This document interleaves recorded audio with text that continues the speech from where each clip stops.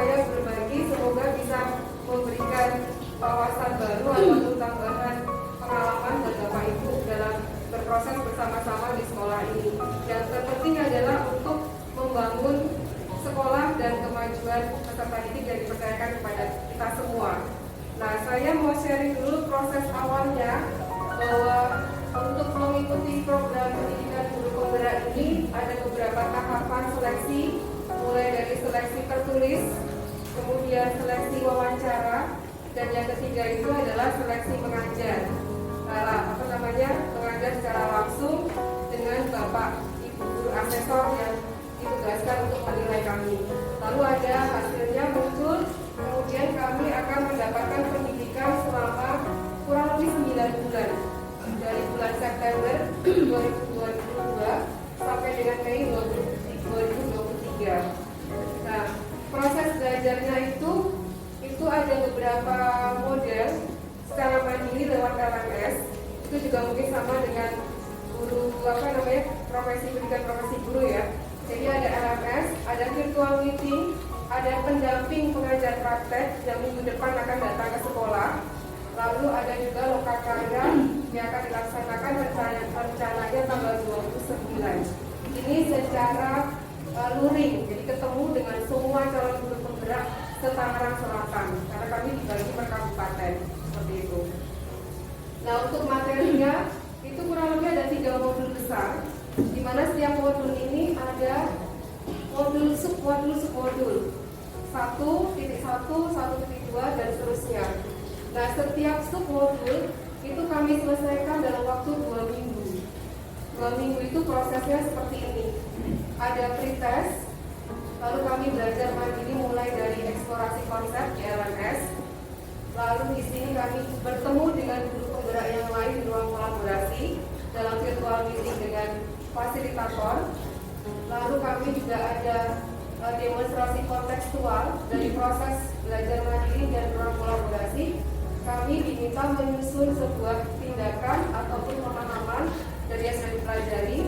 Lalu ada ruang elaborasi bersama instruktur. Kalau yang elaborasi ini lingkupnya nasional, jadi bisa ketemu dengan kabupaten-kabupaten yang lain secara virtual juga. Lalu ada pembagian koneksi antar materi, aksi nyata, salah satunya adalah sepertinya ada sharing aksi nyata. Lalu yang terakhir kami harus membuat jurnal refleksi mingguan. Yang 2 minggu ada refleksi, 2 minggu ada refleksi. Dan ini semua adalah tugas-tugasnya. Makanya prosesnya bisa macam-macam bentuknya. Ada bentuk tulisan, harus membuat tulisan di ruang kolaborasi, harus membuat video yang nanti diupload di media sosial dan juga di LMS. Jadi memang ada beberapa video saya yang sudah saya upload di YouTube. Dan memang saya sih tujuannya tidak mau mencari subscriber ya, tapi tujuannya memang ingin berbagi kepada siapapun yang bersedia untuk melihat video tersebut begitu. Jadi kurang lebih ini prosesnya. Jadi setiap 2 minggu akan berulang-ulang seperti ini dengan materi yang berbeda begitu. Nah, untuk tahapan saat ini yang saya mau coba sharingkan adalah terkait dengan modul 1.4 yang merupakan akhir dari modul 1, dan nanti setelah ini akan ada post testnya setelah selesai sebelum masuk ke modul 2. Nah, di modul 1.4 ini sebenarnya saya sendiri melihat di sekolah itu sudah dimiliki semuanya, karena yang kita akan bahas ini lebih ke arah budaya positif. Ketika bicara budaya positif, lalu yang saya ingat adalah kertas kuning yang ada di setiap kelas. Karena budaya positif itu menyangkut bagaimana keyakinan anak itu dibangun, kemudian bagaimana anak berusaha untuk memahami itu sebagai sebuah kesadaran, bukan takut sanksi ataupun hukuman yang ada. Maka hari ini izinkan saya sebagai calon ya, CGP itu calon guru penggerak angkatan 6 dari SMA Santa Ursula BSD untuk men-sharingkan tentang materi budaya positif sebagai salah satu aksi nyata pelimbasan kepada komunitas di tempat saya bekerja. Itu. Nah, singkat dan sederhana, yang kita bahas di budaya positif itu lebih menekankan kepada apa sih budaya positif, kemudian bagaimana penerapannya itu di lingkungan sekolah kita. Jadi sehingga kita pun bisa mengembangkan ini yang sudah ada ataupun bisa melahirkan budaya-budaya positif baru di sekolah kita, seperti itu. Nah, saya mengambil beberapa teori di sini bahwa budaya positif di sekolah merupakan nilai atau kebiasaan di sekolah yang tujuannya berpihak pada peserta didik, yang berpihak pada murid agar mereka dapat berkembang menjadi pribadi yang kritis, penuh hormat dan bertanggung jawab. Jadi memang salah satu tujuan dari pendidikan guru penggerak ini adalah kemerdekaan murid. Kita membangun kemerdekaan murid sehingga mereka mampu berkembang sesuai dengan kodratnya, kodrat alam dan kodrat zaman seperti yang disampaikan dalam filosofi pendidikan Ki Hajar Dewantoro.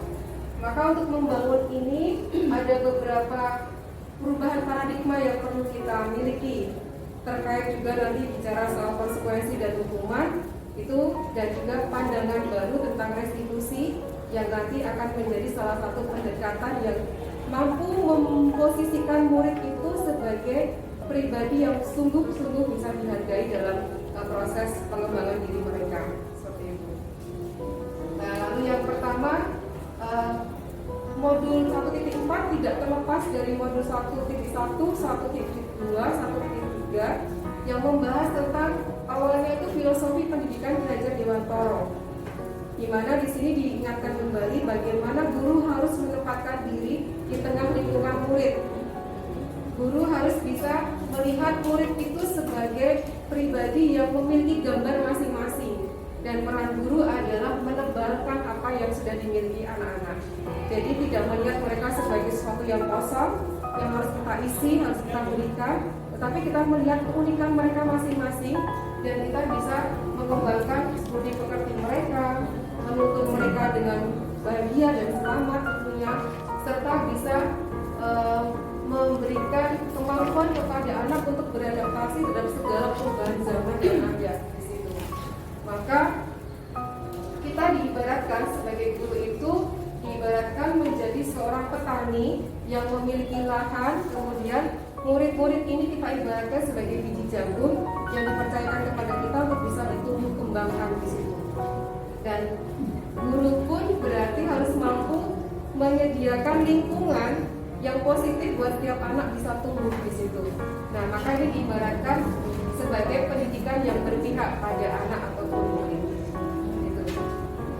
Lalu perubahan paradigma yang berikutnya adalah bahwa untuk membangun budaya positif, sekolah perlu membangun lingkungan yang nyaman, lingkungan yang positif agar murid-murid mampu berpikir, bertindak dan mencipta dengan merdeka, mandiri dan bertanggung jawab.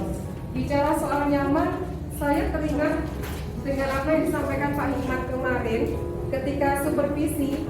Satu hal yang ditanyakan kepada Pak Hikmat adalah apakah kalian sudah nyaman dengan hidup seperti itu? Bahkan memberikan ilustrasi ya, kalau mau sambil selonjoran, sambil apa, yang penting kalian bisa mendapatkan suatu kondisi yang nyaman untuk belajar. Maka di situ saya disadarkan bahwa ketika kita mau berinteraksi dengan murid dalam proses belajar di kelas, ya sedapat mungkin harus membangun suasana yang positif dulu dengan anak-anak, membangun kenyamanan belajar mereka di dalam kelas, seperti itu. Lalu kalau bicara soal budaya positif tidak akan lepas dari disiplin. Nah, disiplin itu seringkali dikaitkan dengan suatu hal yang harus dikontrol, suatu hal yang berkaitan dengan hukuman ataupun sanksi. Nah, untuk itu perlu adanya semacam perubahan paradigma terhadap penerapan disiplin ini. Nah, bicara soal perubahan paradigma, ini ada beberapa pandangan yang seringkali muncul dalam interaksi kita dengan murid tanpa kita sadari, sehingga bisa menjadi miskonsepsi. Ini merupakan pemaparan dari Dr. William Glasser dalam kontrol teorinya. Nah, beliau mengatakan bahwa ada ilusi atau ada semacam pemikiran bahwa guru itu bisa mengontrol murid. Kita berada di posisi yang lebih dewasa, memiliki kekuasaan lebih daripada murid, maka kita ada semacam konsep bahwa guru itu mampu mengontrol murid. Lalu yang kedua, ada semacam ilusi bahwa kritik ataupun sanksi yang kita berikan kepada murid itu mampu membuat orang merasa bersalah dan dapat menguatkan karakter. Ini juga miskonsepsi yang sering kita temukan dalam interaksi kita dengan murid. Lalu yang ketiga, bahwa semua penguatan positif itu efektif dan bermanfaat. Artinya penghargaan itu selalu dianggap sebagai sesuatu yang positif. Tapi tanpa kita sadari bahwa penghargaan itu pun ternyata bisa memberikan ketergantungan yang membuat anak tidak memiliki motivasi dari dalamnya untuk melakukan sesuatu perbuatan baik. Seperti itu. Dan yang ketiga, adanya pandangan bahwa orang dewasa memiliki hak untuk memaksa.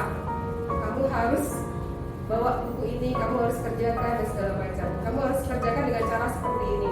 Jadi ada pandangan kita bisa memaksa mereka. Ini adalah miskonsepsi, artinya sebagai sebuah pandangan-pandangan yang perlu kita coba buka wawasannya supaya hal-hal seperti ini bisa kita hindari ketika kita berinteraksi dengan murid. Kemudian terkait dengan perubahan paradigma yang berikutnya, apakah kita bisa mengontrol seseorang? Nah, teori ini sangat kuat sekali ketika kita belajar 7 habits. Di situ ada win-win solution ya. Maka saya menekankan terkait dengan model berpikir menang-menang atau teori kontrol ini yang harus terus kita coba upayakan dalam relasi dengan murid. Memiliki pandangan bahwa orang lain itu juga memiliki pandangan yang berbeda tentang dirinya ataupun tentang dunia di sekitarnya. Yang pertama, artinya kita tidak bisa mengubah orang harus memiliki pandangan dengan kita sama, tapi kita harus bisa memahami perbedaan pandangan itu. Kemudian kalau kita bicara soal fokus ke kontrolnya, semua perilaku itu memiliki tujuan. Kalau kita melihat pada anak yang tidak sesuai dengan ketentuan, pasti ada alasan-alasan mengapa mereka melakukan hal seperti itu. Lalu ada pandangan juga di teori kontrol, hanya Anda yang bisa mengontrol diri Anda. Diri kita sendirilah yang punya kuasa atas diri individu ini, dan tidak bisa mengontrol orang lain. Maka perlu kolaborasi dan kesepakatan menciptakan pilihan-pilihan baru. Jadi membuka ruang dialog untuk anak-anak bisa memberikan pandangan-pandangan yang berbeda yang mampu memunculkan sebuah opsi baru di dalamnya. Dan yang terakhir, ini yang saya selalu tekankan, saya bawa terus bahwa berpikir menang-menang harus kita selalu posisikan ketika kita mencoba melakukan pendekatan-pendekatan dengan anak. Terkait dengan teori kontrol. Lalu kalau bicara dengan budaya positif, kita perlu pahami juga disiplin itu apa. Nah, ini menurut beberapa pandangan ya, ada yang mengatakan disiplin dikaitkan dengan tata tertib, teratur, lalu patuh terhadap aturan. Ada juga yang mengatakan bahwa disiplin dikaitkan dengan hukuman. Namun disiplin itu berbeda dengan hukuman, karena belajar dengan disiplin tidak harus dengan memberikan hukuman. Bahwa untuk bisa mendisiplinkan anak tidak harus melalui dengan pemberian sanksi ataupun hukuman ketika mereka tidak sesuai dengan ketentuan yang sudah disepakati, seperti itu. Nah, menurut Ki Hajar Dewantara, beliau menyatakan bahwa untuk mencapai kemerdekaan atau dalam konteks pendidikan saat ini dan menciptakan murid yang merdeka, syarat utamanya harus ada disiplin yang kuat. Disiplin yang kuat adalah disiplin dari diri sendiri, maka penting sekali memunculkan motivasi internal. Jika tidak memiliki motivasi internal, maka diperlukan pihak lain untuk mendisiplinkannya. Artinya butuh sistem untuk bisa membangun kesadaran anak bahwa ini baik dilakukan sebagai bagian dari anggota komunitas. Tapi yang selalu dicoba untuk diupayakan oleh Ki Hajar Dewantara di sini adalah disiplin dari diri dengan motivasi internal. Saya datang ke sekolah tepat waktu karena memang saya membutuhkan ruang untuk bisa lebih tenang ke sekolah sehingga tidak buru-buru untuk mengikuti pelajaran seperti itu. Salah satu bentuk kalau dia memiliki disiplin diri dalam motivasi internal. Nah, ini beberapa terkait contoh kalau kita melihat bagaimana manusia itu memiliki motivasi eksternal ataupun internal. Kalau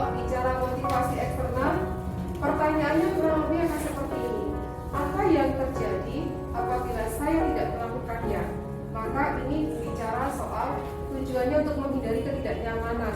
Misalnya kalau saya datang terlambat, apa yang terjadi ya? Kalau saya tidak pakai serpihan, saya kena apa ya? Jadi ini melihat pada akibat yang muncul dari perbuatan yang dilakukan oleh murid.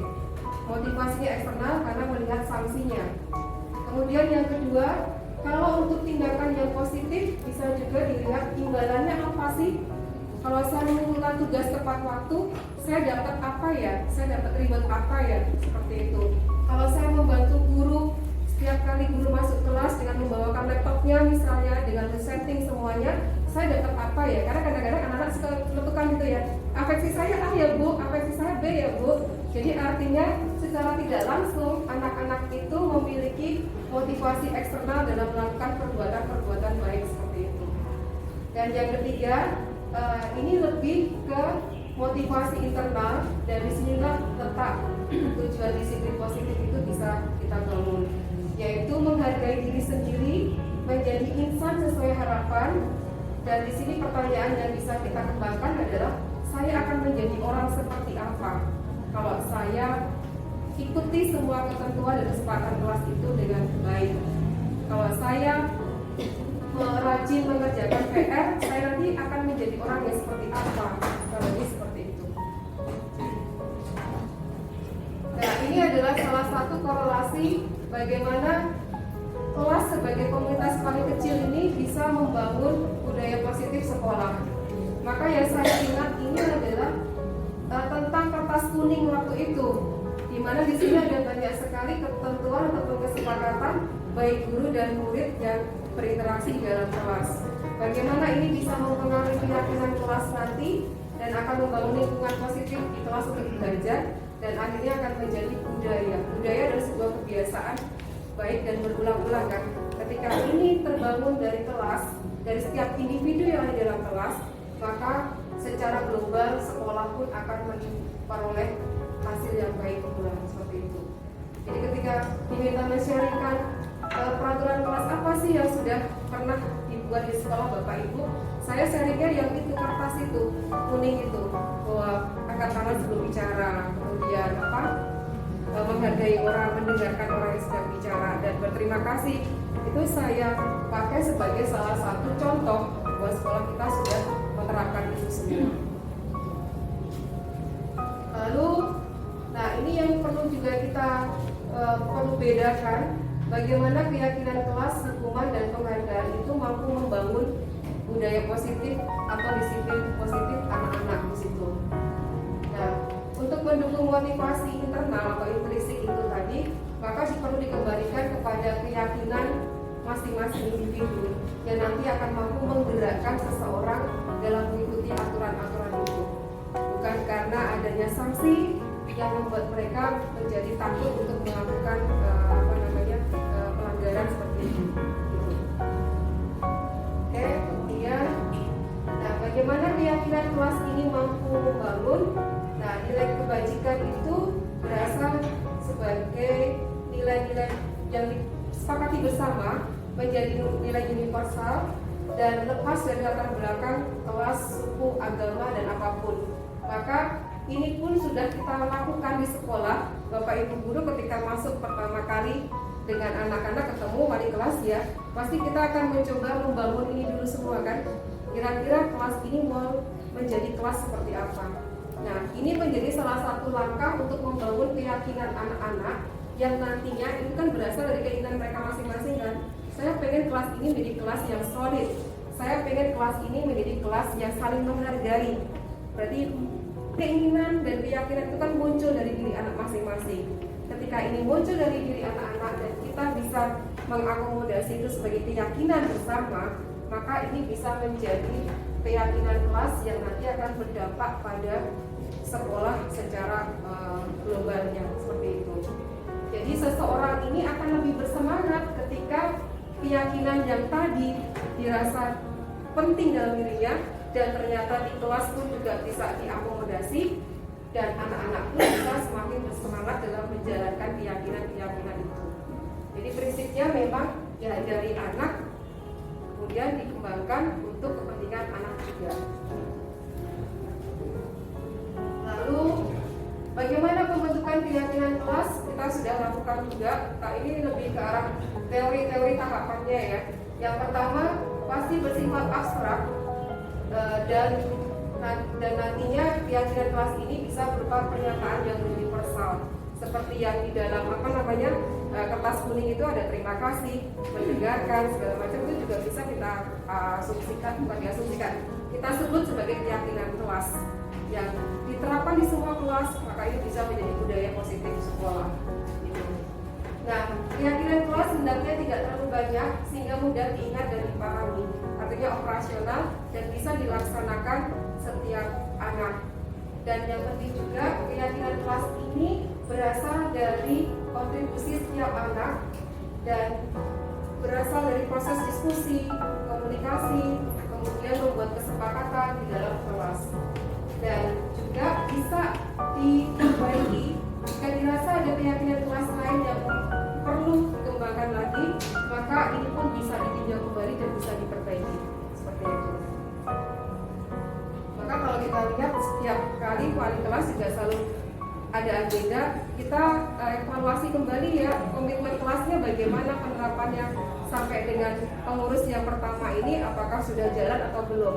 Nah, itu merupakan salah satu langkah terakhir kita untuk meninjau kembali keyakinan kelas dari waktu ke waktu. Jadi saya lihat ya udah ada di kita gitu, tinggal kita kembangkan lebih lanjut lagi.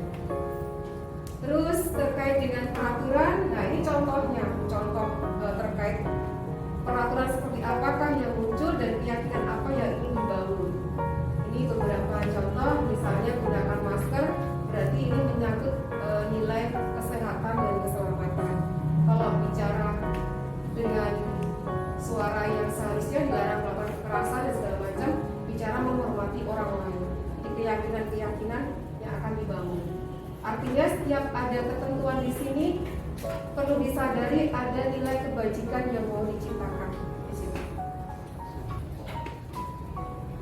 Nah, ini yang tadi saya bilang bahwa penghargaan tidak selamanya akan menjadi salah satu motivasi yang awet ya buat anak-anak ya, karena ternyata dari hasil penelitian penghargaan ini juga ternyata memberikan dampak yang negatif juga.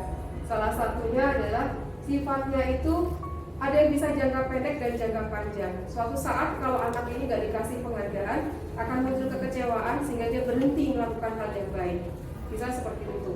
Lalu penghargaan justru bisa menghukum seseorang dengan bentuk-bentuk apresiasi yang diberikan menjadi beban tersendiri untuk dia, saya harus gimana lagi ya supaya lebih baik lagi seperti itu. Jadi kayak ada beban bagi anak-anak itu sendiri. Lalu penghargaan pasti ada juga fase di mana ini tidak efektif, merusak hubungan. Seperti yang tadi, kalau suatu saat guru lupa memberikan reward, maka akan muncul pikiran-pikiran yang tidak baik dari kedua anak tersebut dengan guru yang bersangkutan. Dan ini juga mengurangi ketepatan karena akan memunculkan ketergantungan antara murid dengan guru. Jadi saya melakukan sesuatu yang baik, nanti tujuannya untuk mendapatkan poin dari guru yang bersangkutan, seperti itu. Jadi ada aspek saling ketergantungan atau adiktif lah, kalau dalam bahasa ketergantungan itu adiktif. Nah, ini beberapa bagian di mana harus bisa membedakan antara hukuman atau konsekuensi. Pada awalnya saya sulit membedakan antara hukuman dan konsekuensi pada saat belajar bersama di ruang elaborasi ataupun kolaborasi dengan fasilitator. Namun dengan contoh-contoh dan juga dengan kesimpulan yang dibuat, akhirnya bisa kita bedakan antara hukuman dan konsekuensi. Kalau boleh saya tanya nih ya, kira-kira bagian pertama ini nanti bicara hukuman atau konsekuensi. Mencatat 100 kali dalam buku kalimat, saya tidak akan terlambat lagi karena terlambat ke sekolah. Hukuman atau konsekuensi? Hukuman. Pinter ya. Saya yang harus belajar lagi. Lari mengelilingi lapangan basket 2 kali karena terlambat lagi ke sekolah. Hukuman juga. Oke. Yang ketiga, murid diminta untuk push up 15 kali karena tidak menggunakan masker. Hukuman. Oke. Menggantikan kertas tugas teman yang telah tercoret. Dicoret-coret. Oke. Membersihkan tumpahan air di meja tulis karena jos ya. Pinter ya. Meminta murid tidak mengenakan sepatu seharian cara tidak menggunakan sepatu hitam. Kita lihat 100 Bapak Ibu guru semua. Ya, betul ya. Persoalannya ketika kami belajar itu kasusnya itu rumit, jadi kadang-kadang ini hukuman atau konsekuensi ya. Maka ketika selesai proses studi kasus itu kami membuat kesimpulan seperti ini. Jadi kalau bicara hukuman itu pasti sesuatu yang tidak menyenangkan buat anak, menyakitkan, lalu bisa membuat secara fisik ataupun hati itu terluka di situ. Lalu anak menjadi tidak suka atau mungkin timbul rasa benci, marah, dendam di situ. Adanya paksaan, ada yang mendorong anak untuk menyakiti dirinya sendiri karena dia merasa gagal di bagian-bagian tertentu. Kemudian merupakan konsep diri yang buruk, anak akan belajar untuk menyembunyikan kesalahan. Sebagai contoh, kemarin ketika saya piket di depan, saya menemukan satu anak itu dari gerbang sudah terlihat dia nggak pakai sarung tiang, tapi dia berusaha menyembunyikan ketidaktaatannya dia dengan cara tas ranselnya ditutup begini, sudah terlihat gerak-geriknya. Lalu ketemu di gerbang, kamu serpiannya mana gitu kan? Oh, mana ya bu? Jadi acting gitu loh. Jadi melakukan acting, pura-pura mencari di tas, mencari di kantong saku segala macam. Oh iya bu, kelupaan segala macam. Jadi ada semacam kesempatan mereka untuk mencari celah atau mencari alasan mengapa mereka berbuat salah seperti itu dengan cara berpura-pura segala macam seperti itu. Kemudian merasa marah, bersalah, merasa dipermalukan dan tak dihargai. Nah, kadang-kadang konsep hukuman dan konsekuensi ini juga menjadi refleksi saya tersendiri ya. Ketika saya berinteraksi dengan anak, ketika ada sesuatu yang tidak sesuai dengan kesepakatan, terutama dalam pembelajaran ekonomi, saya lebih banyak memberikan yang hukuman atau konsekuensi ya. Seperti itu. Jadi, ini juga menjadi semacam refleksi saya. Ketika saya minta untuk mengumpulkan besok dan pengurangan poin, ini masuk hukuman atau konsekuensi ya? Kira-kira masuk hukuman atau konsekuensi ya Bapak Ibu ya? Kalau anak telat, tidak mengumpulkan tugas, terus ngumpulnya hari berikutnya, hukuman atau konsekuensi ya? Konsekuensi dari kesepakatan, betul ya. Ya betul. Jadi memang diharapkan untuk bisa mengarah kepada konsekuensi ini. Walaupun ya juga tidak nyaman anak-anak. Di tahapan pertama, tahapan kedua, konsekuensi jauh lebih positif. Nah, pada yang dipahami berikutnya adalah bahwa setiap anak itu ketika mereka melakukan sesuatu yang berbeda dari ketentuan-ketentuan yang ada, ternyata mereka berusaha untuk memenuhi kebutuhan mereka yang tidak terpenuhi. Sebagai contoh, kalau mereka banyak ngobrol di sekolah, sebenarnya dia pengen memenuhi kebutuhan apa sih?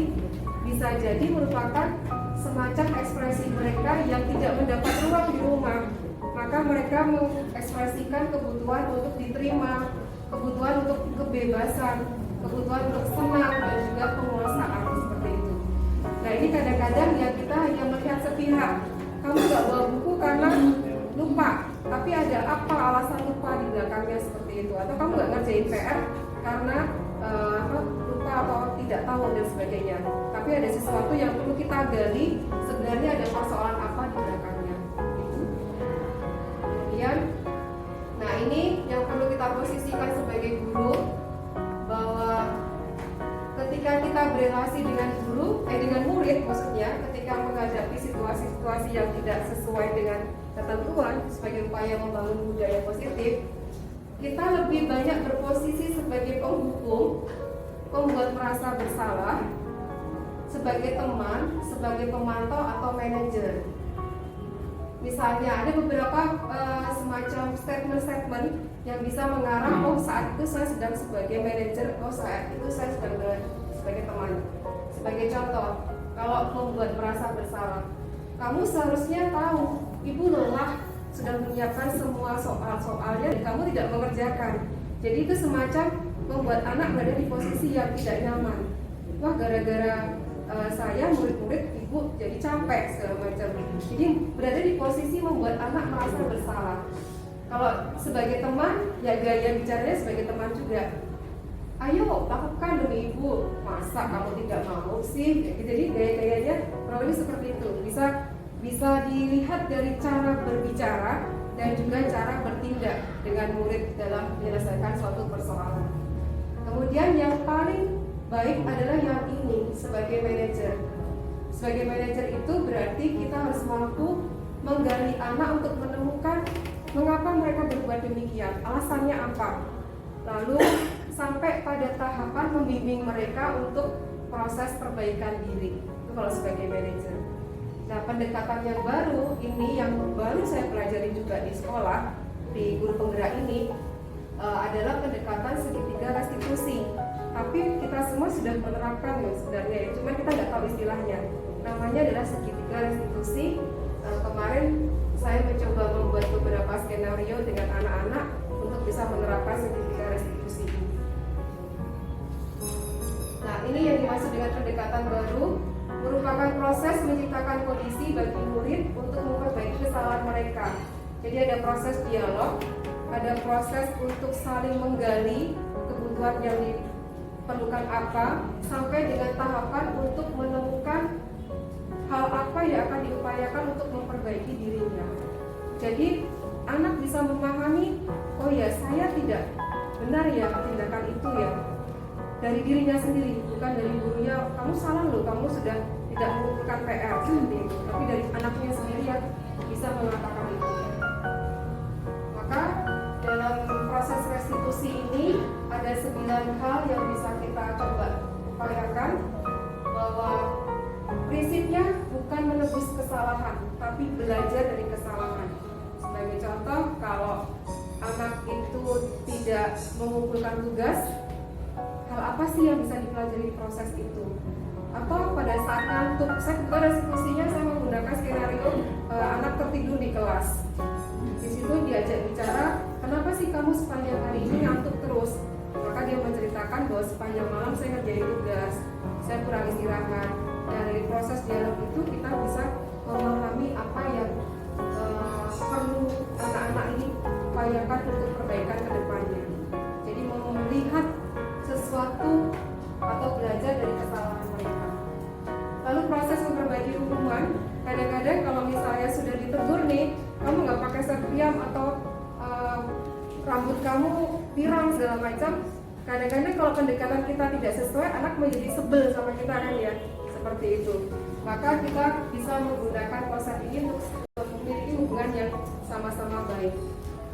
Dan sebagai tawaran bukan paksaan, artinya bahwa proses perbaikan dikembalikan kepada anak.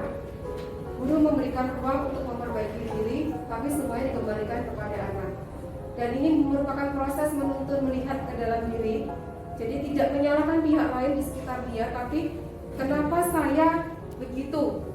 Kenapa hari itu saya ngantuk di kelas?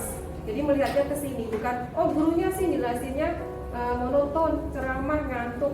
Itu kan berarti melihat dari orang lain. Tapi kita menuntun mereka untuk bisa menyadari dirinya sendiri, mencari kebutuhan yang perlu diupayakan, dan juga proses perbaikan diri, fokus pada karakternya bukan tindakan, serta pada solusi. Dan yang terpenting adalah membuat anak ini tetap merasa nyaman walaupun sudah ada tindakan-tindakan dia yang tidak sesuai. Jadi mengembalikan dia pada kelompok, jangan sampai ada pemikiran-pemikiran dia tukang tidur di kelas, atau dia sering telat kalau masuk sekolah segala macam. Jadi ada label-label seperti itu. Jadi mengembalikan murid pada kelompoknya. Ini tahapannya. Jadi pertama kita menstabilkan identitas dulu. Artinya bahwa membuat dia nyaman bahwa dia berbuat salah, oke, suatu hal yang bisa kita pahami sebagai manusia wajar berbuat kesalahan, tetapi dari kesalahan itu dia bisa melakukan perbuatan baik apa berikutnya. Jadi ada alasan mengapa dia melakukan kesalahan, itu berupa tahapan validasi tindakan.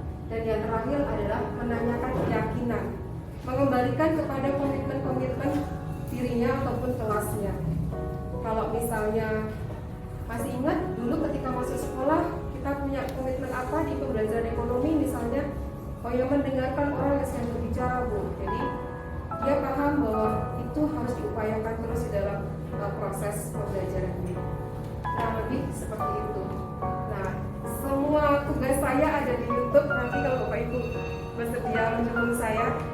akan buka YouTube saya, channel saya. Terima kasih. Satu hal yang ditanyakan kepada Pak Hikmat adalah apakah kalian sudah nyaman dengan duduk seperti itu? Bahkan memberikan ilustrasi ya. Kalau mau sambil selonjoran, sambil apa, yang penting kalian bisa mendapatkan suatu kondisi yang nyaman untuk belajar. Maka di situ saya disadarkan bahwa ketika kita mau berinteraksi dengan murid dalam proses belajar di kelas, yang sedang mungkin harus membangun suasana yang positif dulu dengan anak-anak, membangun kenyamanan belajar mereka di dalam kelas seperti itu. Lalu kalau bicara soal budaya positif tidak akan. Selamat pagi, salam sejahtera bagi kita semua.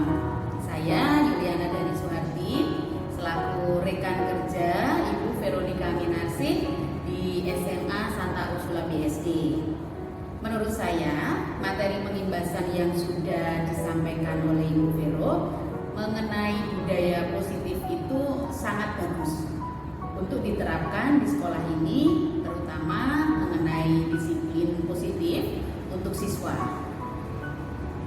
Karena masih banyak siswa di sekolah ini yang menjalankan disiplin karena faktor ekstrinsik, bukan karena dari dalam dirinya sebagai motivasi internal. Dari sini juga untuk kami sebagai guru itu dapat memahami bagaimana kita memposisikan diri sebagai siswa, apakah sebagai pemberi hukuman, atau kita sebagai pemantau, atau kita sebagai manajer. Kemudian bagaimana cara kita menanamkan perilaku disiplin intrinsik ini dalam diri siswa dan juga diri kita sendiri. Semoga dari adanya kegiatan pengimbasan ini bisa kita terapkan bersama-sama di lingkungan sekolah kami ini untuk membentuk siswa yang berkarakter. Demikian yang dapat saya sampaikan dan terima kasih.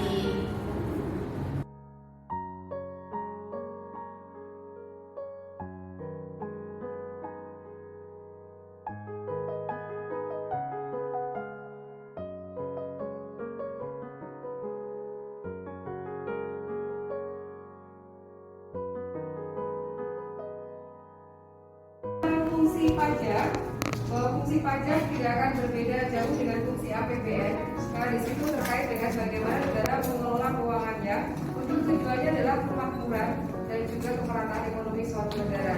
Maka kita lihat satu persatu, saya yakin teman-teman semua bisa memahami bahwa pajak sebagai sumber penerimaan jelas ada di dalam APBN sebagai salah satu sumber pendapatan, lalu sebagai pengatur kegiatan ekonomi, menentukan kebijakan-kebijakan dari pajak itu sendiri, apakah tarifnya, siapa yang akan jadi subjek, objek, dan bagaimana untuk mengembangkan atau meningkatkan perpajakan melalui kebijakan fiskal. Lalu yang ketiga terkait dengan mengatur sarana stabilitas dan juga redistribusi pendapatan. Nah, dari sekian fungsi pajak, apakah ada yang masih belum dipahami? Ada yang mau bertanya? Silakan. Oke, Jocelyn silakan. Saya sudah bisa mengerti sih Bu, bagaimana pajak itu bisa mengatur kegiatan ekonomi. Tapi pertanyaan saya itu bagaimana pajak bisa mewujudkan redistribusi pendapatannya? Oke, baik. Berarti fungsi terakhir ya Jocelyn ya. Oke, terima kasih Jocelyn. Nah, apakah teman-teman di kelas ada yang memiliki pendapat untuk pemahaman redistribusi pendapatan yang ditanyakan oleh Jocelyn ini? Kira-kira siapa yang bersedia? Oke, silakan Catherine. Terima kasih Bu. Menurut saya, pajak dapat mewujudkan redistribusi pendapatan melalui pemberian subsidi baik secara langsung maupun tidak langsung, sehingga dapat tercapai pemerataan pendapatan. Oke, bagus. Terima kasih Catherine. Bagaimana Jocelyn? Apakah penjelasan Catherine bisa dipahami? Bisa dipahami Bu. Terima kasih Bu. Terima kasih Catherine. Oke, baik. Catherine mungkin bisa ditambahkan contoh nyatanya bagaimana redistribusi pendapatan itu bisa dirasakan dari pajak. Oke, belum. Ada yang bisa menambahkan lagi? Siapa yang bisa melengkapi contoh nyata bahwa pajak ini bisa loh memiliki fungsi redistribusi itu? Siapakah? kita rasakan saat ini. Bahkan pemerintah mengatur kebijakan berulang-ulang. Mungkin Lara, silakan Lara. Oke, terima kasih atas kesempatannya. Kalau menurut saya, supaya pendapatan ini bisa melalui infrastruktur yang dibangun oleh pemerintah dari pajak yang diterima. Ya, jadi pembangunan fasilitas yang bisa dirasakan oleh semua pihak ya. Oke. Juga adanya subsidi yang dirasakan oleh berbagai pihak, baik dalam bentuk subsidi secara langsung maupun dalam bentuk tidak langsung seperti pengurangan harga yang saat ini kita rasakan dalam subsidi bahan bakar minyak dan gas. Oke. Terima kasih untuk semuanya. Terima kasih untuk partisipasi hari ini dan sampai ketemu di pelajaran berikutnya. Selamat siang.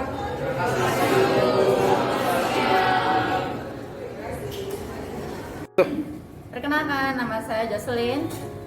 Proses pembelajaran ekonomi tidak hanya menitik beratkan pada apakah murid sudah memahami materi pembelajaran tersebut dengan baik atau belum. Tetapi proses pembelajaran ekonomi kali ini juga mengajarkan kepada kami untuk menghargai setiap proses dalam pembelajaran dengan menaati kebiasaan-kebiasaan baik yang sudah disepakati di kelas. Seperti yaitu mengangkat tangan sebelum berbicara, mendengarkan orang lain yang sedang berbicara, dan juga mengucapkan terima kasih sesudah mendapatkan sesuatu. Terima kasih. Hai, saya Kathleen. Dalam pembelajaran ekonomi, saya mendapatkan ruang untuk mengembangkan diri saya dengan menyampaikan pendapat saya di kelas. Dengan menjalankan kesepakatan kelas, yaitu angkat tangan sebelum berbicara, saya dapat belajar untuk menghargai guru serta teman-teman saya di kelas.